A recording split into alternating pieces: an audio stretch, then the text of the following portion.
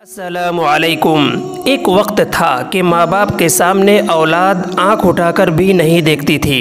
इतनी ज़्यादा मोहब्बत और आज़मत हुआ करती थी। बाप को बाप और माँ को माँ समझती थी। लेकिन अब ये नया दौर आ गया है। नए दौर के साथ साथ माँ बाप की आज़मत और मोहब्बत दिलों से ख़त्म हो गई। अब ये हालत हो गई है कि आंख उठाकर देखना तो दूर की बात, अब तो हाथ भी उठने लगे हैं नाउज़ बिल्लाह माँ बाप पर। जबकि अल्लाह पाक ने कुरान पाक में कहा कि जब माँ बाप बुढ़ापे को पहुँच जाएं तो उनको उफ तक मत कहो, इसलिए कि जब इंसान बुढ़ापे में आ जाता है तो उसकी हर चीज़ बदल जाती है। बर्दाश्त करने का मादा ख़त्म हो जाता है, चिड़चिड़ापन ज़्यादा हो जाता है। इस सूरत में औलाद को बजाय गुस्सा करने के और ज़्यादा मोहब्बत से पेश आना चाहिए। उनके सामने अपने आप को झुका के रखे, न उनको डांटे और न झिड़के, बल्कि उनके लिए दुआ करे, रब्बिरहमहुमा कमा रब्बयानी सगीरा।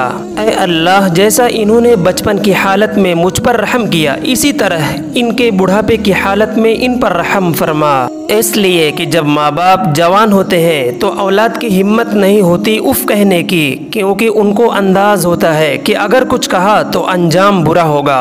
लेकिन जब माँ बाप बुढ़ापे को पहुँच जाते हैं और औलाद की शादियाँ हो जाती हैं तो ये ख्याल करता है कि अब हम बड़े हो गए, सब कुछ हमारा है, अब माँ बाप की कोई हैसियत व वक़ात नहीं, जो कुछ है वो सारा का सारा मेरा है। उस वक्त अपनी ताकत दिखाता है, अपनी जोर आजमाई करता है और इस चीज़ को देखकर उसकी बीवी और सास और दूसरों को बढ़ावा मिलता है कि अब हम ही हैं जो कुछ हैं, बाकी इस घर में माँ बाप की कोई हैसियत नहीं है। तो ये लोग इनको मारते हैं और घर से निकालते हैं और ऐसे लोगों की गैरत भी ख़त्म हो जाती है। माँ बाप के जिंदा रहते हुए विरासत मांगते हैं, चीखते हैं, चिल्लाते हैं और बिल्कुल बेशर्म और बेहया हो जाते हैं और ये भूल जाते हैं कि उन्होंने खिला पिला कर बड़ा किया, हर परेशानी से बचाया, ऊंचाइयों तक पहुंचाया और आज इनको गिराने में लगे हैं। ऐसी औलादों का ये ख्याल होता है कि हम बहुत अच्छा कर रहे हैं, ये उनकी बहुत बड़ी गलत फहमी है। अल्लाह भी इनका वो अंजाम करेगा कि दुनिया याद रखेगी। नाज़रीन, इसको आप खूब शेयर करें